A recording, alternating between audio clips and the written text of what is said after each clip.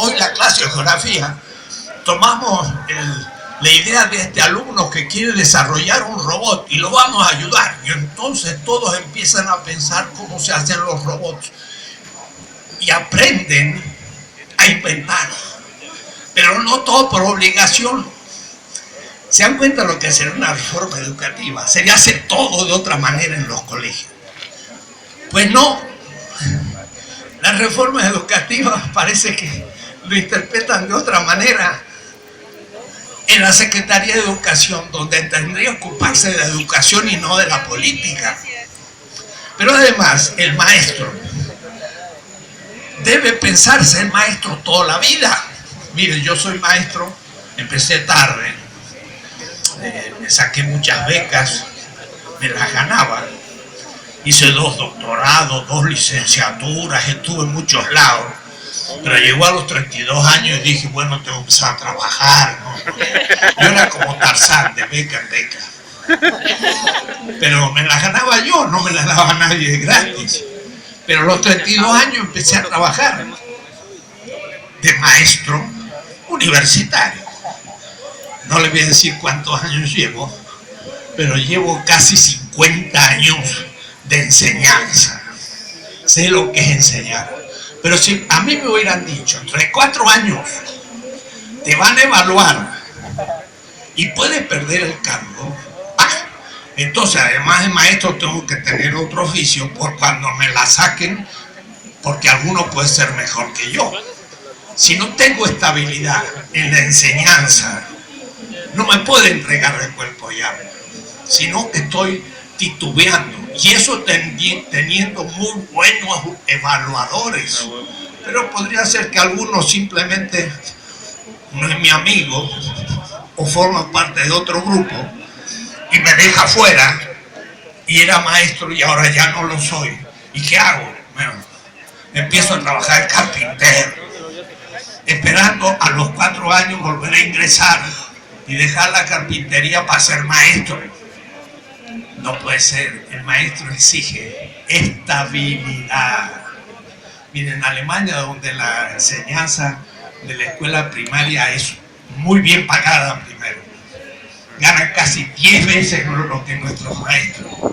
Ser maestro en Alemania es ser burócrata del Estado, pero del Estado de Bismarck, que tiene todos los derechos sociales, todos los derechos de la salud, que se pueden retirar. Son gente muy escogida, pero cuando ganan un concurso es para toda la vida, hasta la muerte.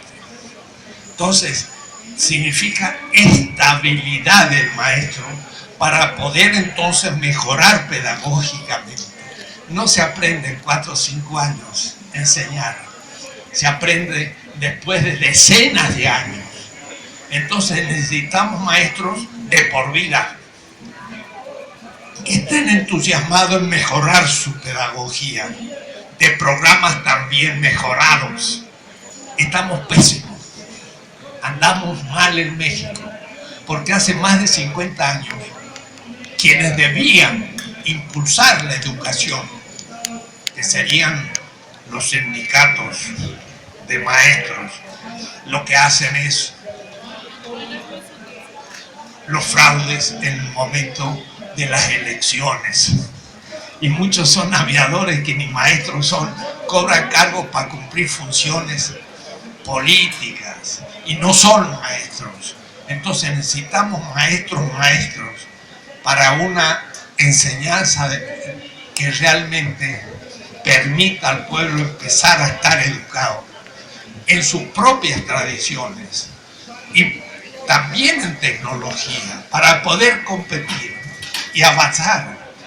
Estamos muy mal en ese nivel, pero entonces se piensa hacer una reforma. ¿Para qué? En fin, creo que no hay que ser muy malintencionado pensando que se liquidó la producción eléctrica, pero para liquidar a un sindicato de electricistas. O es decir, se prefirió que haya peor producción eléctrica porque no está mejor que antes, pero para liquidar a un grupo de gente que era un oponente político. No era para mejorar la producción, sino para liquidar un oponente. Se hace una reforma educativa, no para mejorar la educación, sino para liquidar a los dirigentes de un sindicato que querían realmente reformar la educación. Pero para poder hacerlo, entonces necesitan estabilidad. Pero justamente la tienen según la ley. Pero sería bueno, políticamente, limitar su ejercicio en la profesión, evaluándola cada cierto tiempo. Vaya a saber qué evaluadores, y de esta manera usted podría muy rápidamente, en 4 o 5 años, liquidar todos los oponentes que dirigen los sindicatos libres de maestros. O es decir, lo que se propone es una liquidación de la conciencia crítica dentro del magisterio. Y eso es una reforma política y no educativa. Eso es lo que está aconteciendo. Y no se afloja. El otro día, la ley 3x3 se hizo, pero los empresarios protestaron y inmediatamente se reformó la reforma. ¿Y por qué tanto problema con la reforma educativa, que es mucho más importante porque va al alma de un pueblo y no se quiere reformar? Hay que preguntarse. Pero además yo quería ir a algo más de fondo, que es un poco el tema filosófico. Filosófico en el sentido de, se habla del diálogo. Dice, queremos dialogar, pero no se toca el tema de la reforma educativa. Pero se quiere dialogar con los maestros. ¿Y los maestros de qué van a hablar? De mejorar el sistema de drenaje, de mejorar la electricidad, o de cambiar la asociación de fútbol mexicana para tener un mejor combinado en el tri en los Juegos Olímpicos. O los maestros van a discutir el programa pedagógico y educativo. Si no van a dialogar, eso no veo que van a dialogar. Pero dicen, discutimos todo lo que usted quiera, pero no la reforma educativa. Yo soy filósofo y discutí años enteros con un gran filósofo alemán, quizás el viviente más importante filósofo, y él tiene toda una teoría de la argumentación y del diálogo. Y dice lo siguiente: para que el diálogo sea ético, uno tiene que conceder al otro pretensión de verdad. O es decir, yo creo tener la verdad, pero también yo tengo que concederte que tú pudieras tenerla. Para eso vamos a dialogar. Pero si yo voy a dialogar diciendo, no pongo en cuestión mi posición, entonces ¿de qué vamos a dialogar? Porque el otro tiene otra posición. Si queremos dialogar auténticamente, dice Carlos Duape, profesor en Frankfurt, los dos dialogantes tienen que estar en simetría, tener los mismos derechos, el maestro y el secretario de Educación, por ejemplo. Es decir, usted va a trabajar con su cabeza y con sus argumentos, y yo voy a trabajar con mi cabeza y mis argumentos. Yo creo tener la verdad, pero un momento, puede que la tenga usted, y entonces vamos a discutir honestamente. Si yo tengo mejores argumentos que usted tiene que admitir lo que yo digo. Pero si usted tiene mejores argumentos que yo tengo que admitir sus argumentos y tengo que admitir que usted pueda tener razón antes de empezar el diálogo. Porque si yo creo que yo tengo la razón y usted no, y no le voy a conceder ninguna razón, ¿para qué hacemos el diálogo? Es irracional. La racionalidad significa que el que tenga mejor argumento sea aceptado por ambos, y eso se llama en filosofía, es válido para ambos. Eso es racional y es pedagógico. Yo, mis alumnos, No le puedo decir 2 más 2 es 5. Y entonces un alumno dice, maestro, yo quiero discutir con usted un poco cómo es eso de 2 más 2 es 5. Y yo le digo entonces al alumno, de acuerdo, vamos a discutir, pero no vamos a discutir que 2 más 2 es 5, sino cualquier otra cosa. Pero si lo que le estoy preguntando es que no me parece que 2 más 2 es 5. Ah, no, eso no se discute. Entonces no hay discusión, es irracional. Y si es irracional, porque no hay razón, entonces ¿cómo va a ser educativo? ¿Y cómo va a ser una autoridad de una secretaría educativa alguien que dice no pongo en cuestión la reforma educacional? ¿Qué es lo que se va a discutir? ¿Se dan cuenta que es una contradicción? Esto le llama el profesor Apple, gran lógico y filósofo, una contradicción performativa. ¿Qué significa eso? Piensen esto. Si yo digo, yo siempre digo mentiras. Yo siempre digo mentiras. Eso lo discutía con mi nieto a los 5 años. Y lo entendió. Así que espero que lo entiendan ustedes. Yo siempre digo mentiras. Entonces, eso es falso. Yo siempre digo mentiras. Ese enunciado es contradictorio. ¿Por qué? Porque si yo siempre digo mentiras y digo, yo siempre digo mentiras, eso que digo es verdad. Entonces nunca digo siempre mentiras, esta vez dije la verdad. O es decir yo siempre digo mentiras es contradictorio. Bueno, es contradictorio, es decir, irracional. Vamos a dialogar de todo menos del tema que tenemos que discutir. Entonces, ¿para qué está hablando de que hay diálogo? Es absurdo. Ah, se dice, no, porque no vamos a discutir el problema pedagógico o educativo. Es un problema político. ¿Qué significa eso? Ah, que no es entonces una reforma educativa, es una reforma política. Pues también es política y racional lo que usted dice. ¿Por qué? Porque en política yo no puedo decir a un oponente, vamos a discutir, pero no que yo tenga razón. Entonces, ¿qué vamos a discutir? Nada. Pero como sigue queriendo hablar, dice Habermas, filósofo alemán, alumno de Apple, para que pueda llegarse a un consenso racional, no hay que usar la violencia.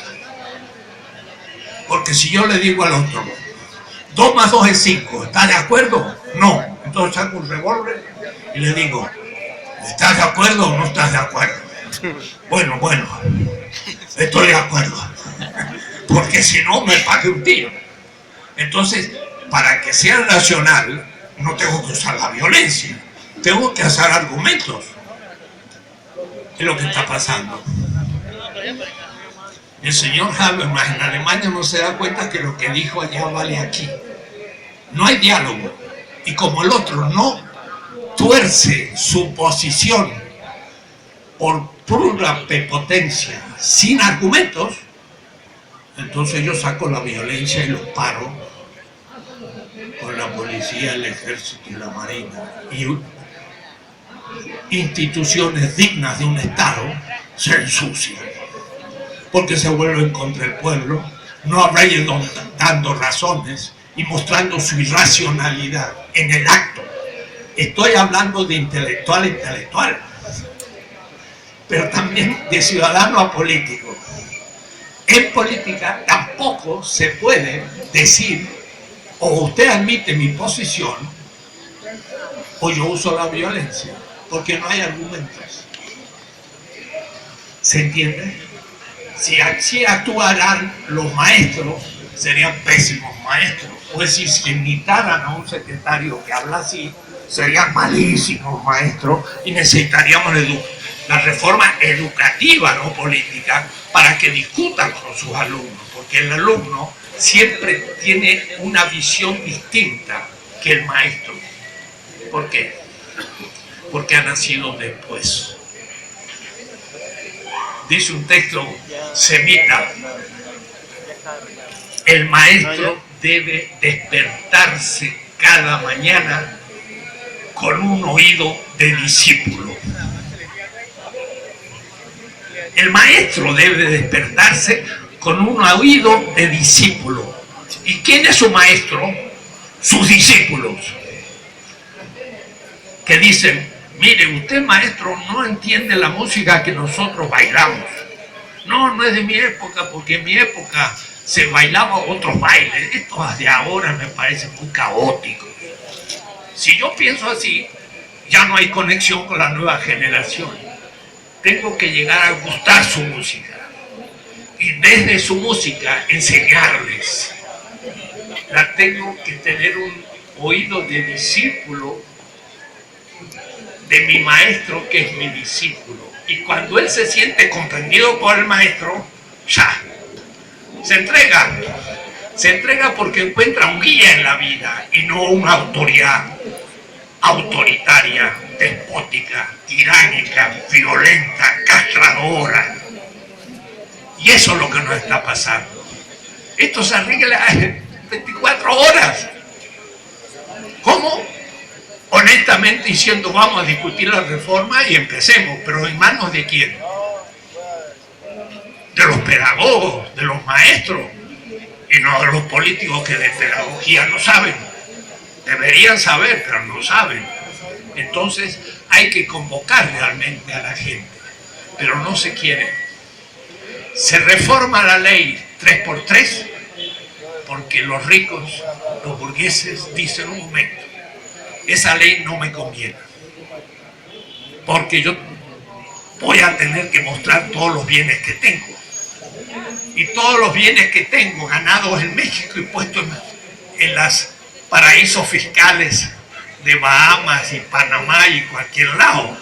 Entonces no les conviene. Entonces se reforma la ley rápidamente, no hay problemas. ¿Por qué? Porque son autoridad. Y yo, que soy gobierno, estoy a su servicio. Pero cuando el pueblo dice: quiero ser educado, ahí represión. ¿Quién habla así? Sinceramente, alguien que 40 años ha trabajado ética.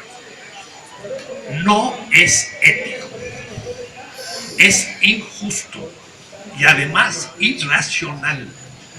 Y si se sigue así, se va a ir perdiendo lo que se llama legitimidad. ¿Qué es legitimidad? Es el consenso del pueblo.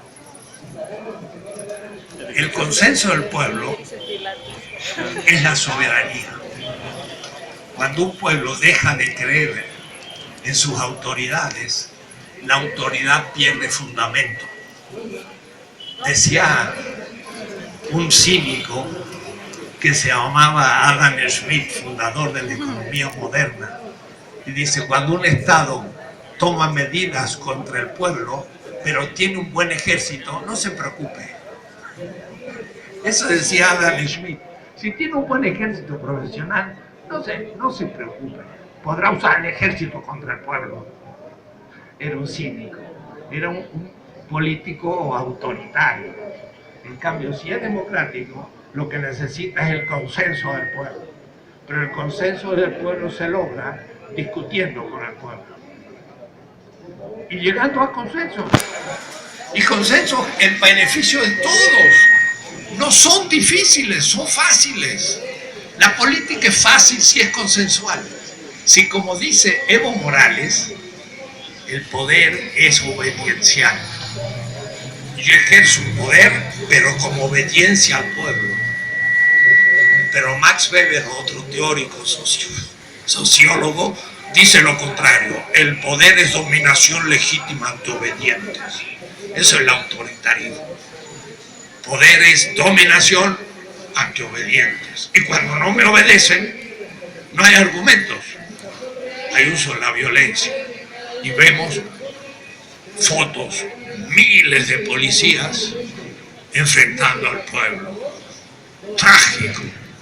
Si esos policías son pagados por el pueblo y todos son pueblo, porque ganan además poquito, así que tampoco. Son otras. ¿Y quién los afronta al pueblo con el pueblo? Aquellos que tienen intereses privados, que toman lo común de un pueblo y lo privatizan. Porque cuidado, el petróleo no es un buen público, es un bien común del pueblo.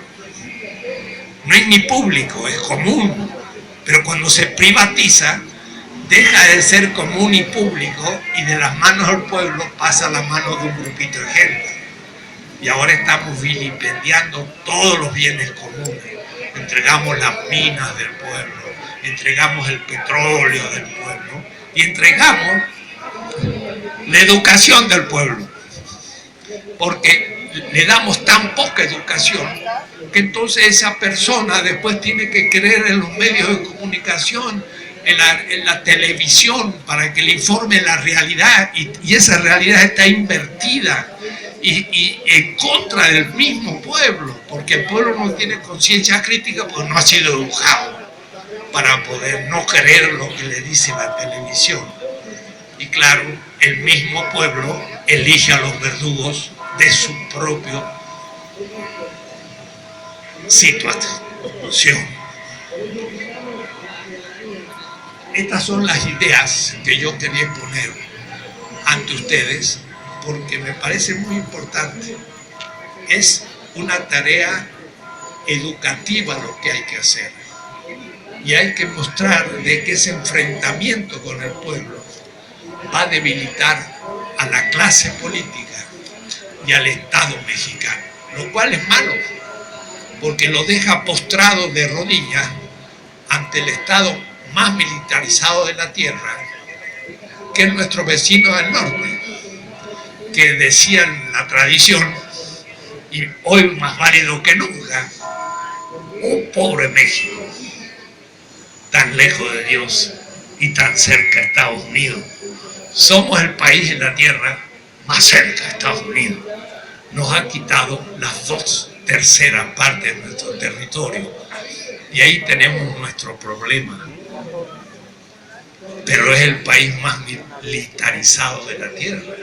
Entonces no es fácil liberarse de su presencia, pero habría que empezar por una reeducación de nuestro pueblo, de su historia, de su geografía, de su cultura, para ir armando la posibilidad de una autodeterminación nacional que signifique, ahora sí, creación de riqueza y justicia para que nuestro pueblo esté mejor, pueda vivir mejor, pero también con más dignidad. Y la dignidad se aprende en la escuela, pero denigrando a los maestros se crea un pueblo con menos conciencia de su dignidad, porque hasta sus mismos maestros son denigrados. Y entonces, ¿en quién van a creer? En nadie. Y entonces quedan a disposición de los poderes extranjeros. El tema es largo, yo he dicho lo que pensaba decir y espero que reflexionen sobre esto, pero es evidente lo que he dicho, no hay necesidad de mayores argumentos, pero simplemente he querido mostrar que es triste que un intelectual que es responsable de educación cometa tales frecuentes y cotidianas contradicciones en su misma manera de hablar.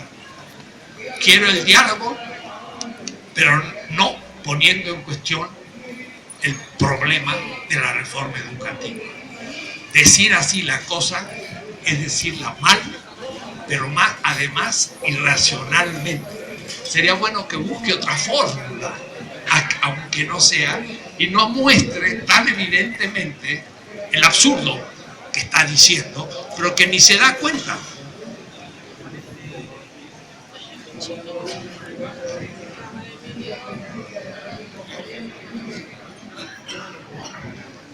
Bueno, quizás me dice que ya el ponente siguiente no ha llegado y a mí no me gusta prolongar.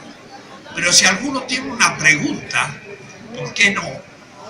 Me gustaría responderla. Así es un diálogo, como debe ser en estos casos.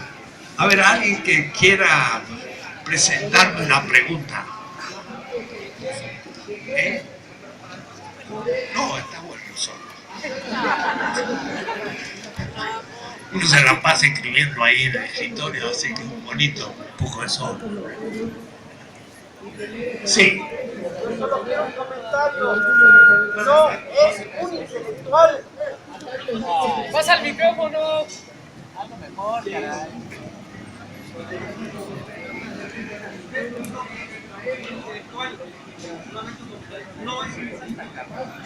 Bueno, me dice, el secretario es un intelectual y él afirma, no es.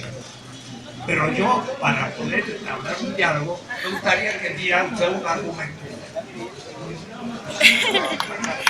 Sí. Yo no quiero un diálogo irracional. Es en cuanto que el señor Muñoz es un tipo que carece de intelecto. Es un tipo tecnócrata liberal que lo pusieron ahí para hacer esta reforma para golpear laboralmente a los maestros. Nada en absoluto la reforma educativa tiene educativa. No atañe los programas, no atañe la situación de los maestros, de los alumnos en absoluto. El tipo es un golpeador, es un déspota que lo pusieron para hacer pedazos a la gente, como lo hicieron antes con el sindicato de los electricistas, para después despedazar la compañía de los. Y mi comentario es que va en ese sentido. Nuño vino aquí a, primero, fue a destrozar a la maestra, que bueno, pero luego viene Nuño a despedazar a la gente. ¿Para qué? Para imponer después un programa educativo que nada tiene que ver con la educación. Gracias. Bueno, íbamos a hacer un diálogo, pero como estamos los dos de acuerdo, no hay diálogo. Pero le ha puesto él los adjetivos correspondientes que yo me he, diríamos, autolimitado en denunciar, para que no se me diga que entré a un nivel que no me correspondía. Pero pienso que usted tiene razón y estamos de acuerdo. Entonces, en este caso no es una pregunta, sino un ponerle el nombre a la cosa más clara y comprensible. Sí, realmente. Pero lo malo, quizás biográficamente, para el personaje, es que si eso pensaba que lo iba a promover, más bien parece que es lo contrario. Porque está demostrando que no es una persona del consenso, no es una persona del diálogo. Puede decir que se está más bien, como dice la gente así en lenguaje vulgar, se está quemando. Y entonces, en eso sería lo positivo del caso, que ya es un candidato menos que podrán presentar, porque ha tenido que salir el secretario de gobierno un poco en salvataje, porque tiene un modo, sin embargo, por lo menos, que aparenta más diálogo y tiene otro lenguaje. Ha estudiado un poco retórica para encubrir las intenciones, pero en política hay que al menos tener eso, tener la capacidad de decir algo ambiguo para que no se vea tan claro. En este caso ni eso hay, y por eso que se ve muy claro su posición. Otro es que fuera disidente.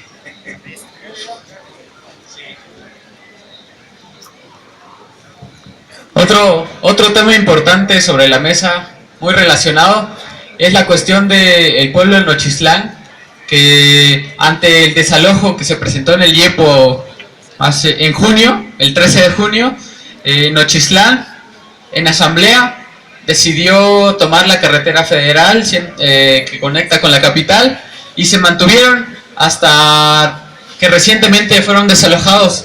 Ese es un tema que Gobernación ha planteado solucionar mediante una mesa con los padres, y al parecer se trata de replicar la manera como trató el problema de Ayotzinapa, es decir, a través de investigaciones, vamos a reunirnos con los padres. Entonces la cuestión es, ¿cómo ve usted el planteamiento que está haciendo, digamos, Segov sobre la justicia para ese pueblo que se levantó para solidarizarse precisamente con la lucha de la gente? Eso es justamente lo importante de la educación.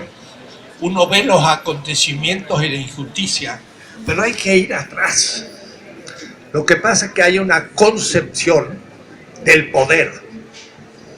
Y como digo, la que hace Max Weber, que es un gran sociólogo alemán, les viene como anillo al dedo. El poder es dominación legítima, lo cual es una contradicción. Porque si es dominación, no puede ser legítima, porque legítima significa que los que son gobernados están de acuerdo, pero ¿cómo van a estar de acuerdo de ser dominados? Entonces hay que arreglarse para dar una definición de legitimidad que significa pasividad, silencio, aceptación. Es una dominación ante obedientes.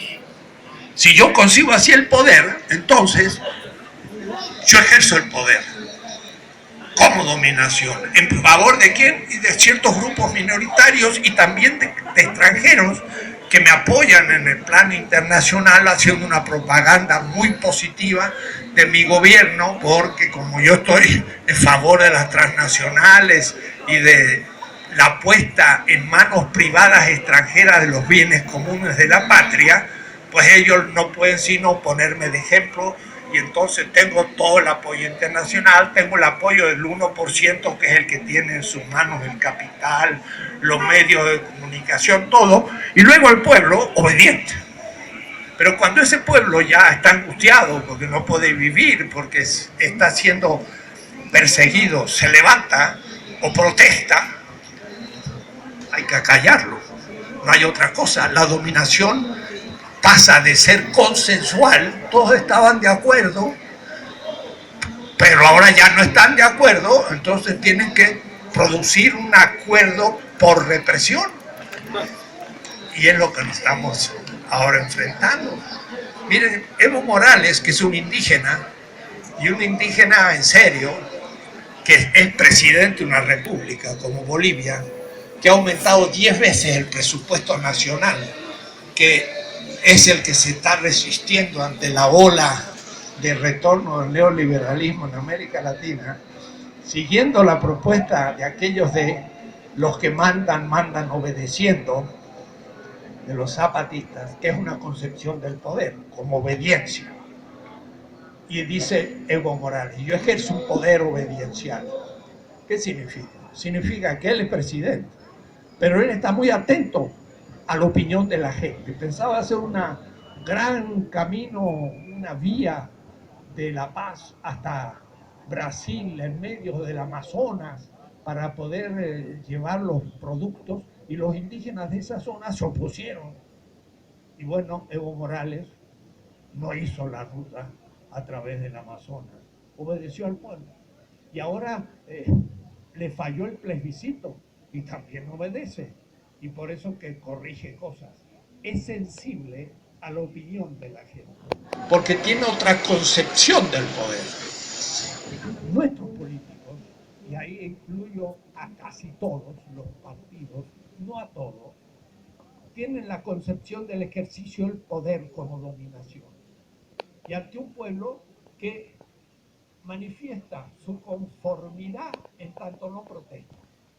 Y entonces aceptable y el buen pueblo mexicano. Pero en la medida en que empieza a protestar, ya me piden mis reformas estructurales, la venta, vitrinización del petróleo, de las minas, de todo, y entonces ya no. Ahí entonces reprimo al pueblo.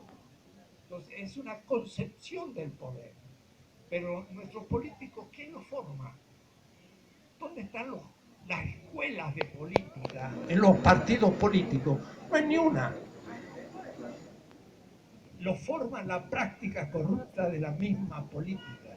Entonces por eso que hay que ir al fondo, hay que empezar una tarea educativa de una concepción distinta a la nacionalidad, de su historia, de lo que significa la política y el poder. La política no es sucia, la política es un noble oficio y tienen que hacerla la mejor gente, pero cuidado, no se tienen que corromper. Pero cuidado también, es muy difícil no corromperse, porque hasta un dirigente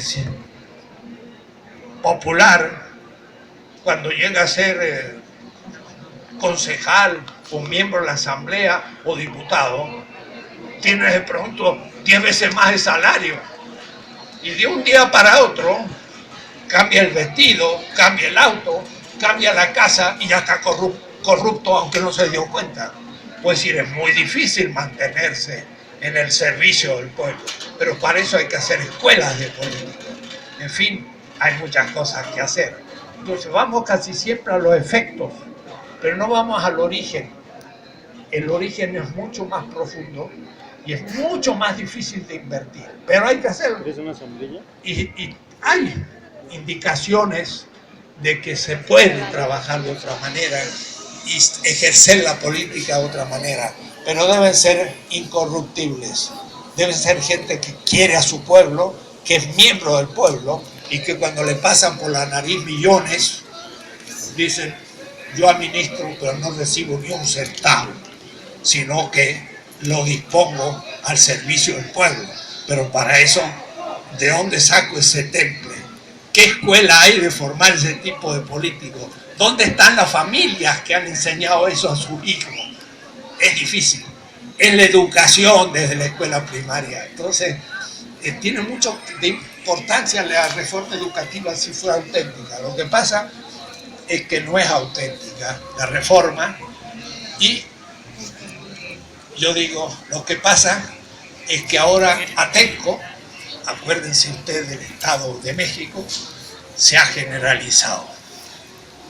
Ahora ya no es Atenco, es todo el territorio nacional y se aplica la misma posición. El poder es dominación legítima ante obediente. Y cuando no obedecen, ¡chácata! Violencia. Y esa violencia es injusta y es no ética, es mala éticamente hablando. Pero ni siquiera hay una buena ética que le enseñe, porque la ética que se enseña pues es una ética también que justifica el estado de cosas y no critica el estado de cosas. Quiere decir que no es fácil, pero un pueblo no se deja matar tan fácilmente, al fin triunfa. Triunfa a través de mucho sufrimiento. Y si no sufre, quizás no hay otra manera de aprender de que no hay que votar a los victimarios y no hay que vender un voto donde saco 500 pesos y después me sacan millones o miles en la electricidad, en la gasolina y en el sufrimiento. Entonces la gente tiene que empezar a aprender y no hay otra manera que la experiencia histórica. Ha llegado el siguiente expositor, pero terminamos por hoy. Un gran aplauso al profesor Dussel, agradecemos